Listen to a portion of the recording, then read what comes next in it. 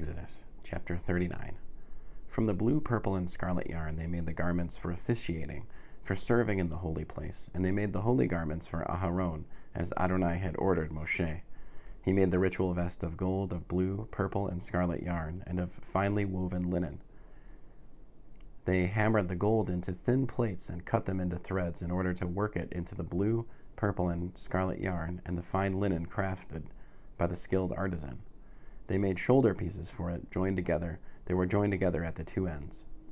The decorated belt on the vest used to fasten it was of the same workmanship and materials, gold, blue, purple, and scarlet yarn, and finely twined linen, as Adonai had ordered Moshe. They worked the onyx stones, mounted in gold settings, engraving them with the names of the sons of Israel, as they would be engraved on a seal. Then he put them on the shoulder pieces of the vest, to be stones calling to mind the sons of Israel, as Adonai had ordered Moshe.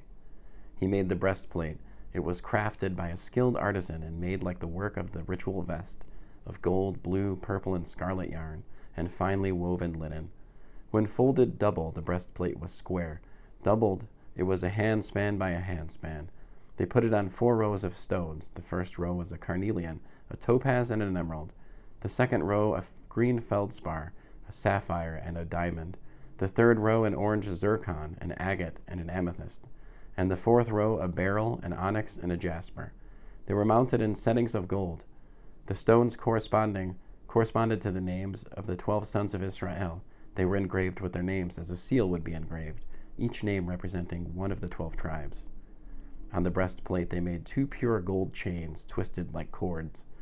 Also for the breastplate they made 2 settings of gold and 2 gold rings, and they put the 2 rings on the 2 ends of the breastplate, at the 2 ends of the breastplate. They put the 2 twisted gold chains in the 2 rings at the ends of the breastplate, and attached the other 2 ends of the twisted chains to the front of the shoulder pieces of the ritual vest. They also made 2 gold rings and put them on the 2 ends of the breastplate at its edge, on the side facing in toward the vest. Also they made 2 gold rings and attached them low on the front part of the vest's shoulder pieces, near the join above the vest's decorated belt.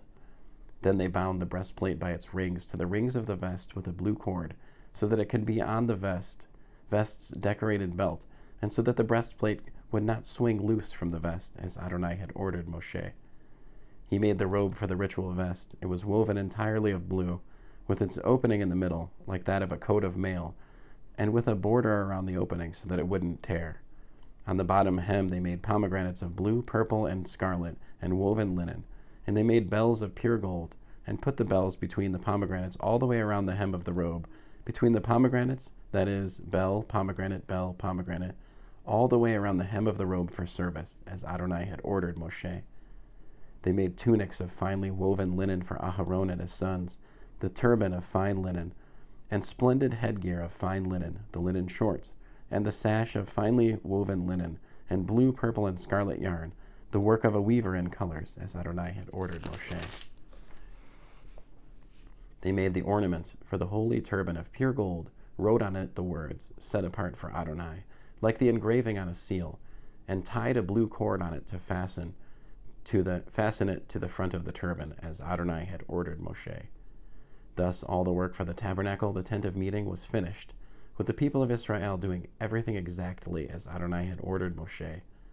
Then they brought the tabernacle to Moshe, the tent and all its furnishings, clasps, planks, crossbars, posts, and sockets, the covering of tanned ram skins, the covering of fine leather, and the curtain for the screen, the ark for the testimony, its poles, and the ark cover, the table, all its utensils, and the showbread, the pure menorah, its lamps, and their arrangement for display, its accessories, and the oil for the light, the gold altar, the anointing oil, the fragrant incense, the screen for the entrance to the tent, the bronze altar with its bronze grate, poles and all its utensils, the basin with its base, the tapestries for the courtyard, with their posts and sockets, the screen for the entrance to the courtyard, with its ropes and tent pegs, all the utensils for the service in the tabernacle, the tent of meeting, the garments for officiating, for serving in the holy place, the holy garments for Aharon the Kohen, and the garments for his sons to serve in the office of Kohen.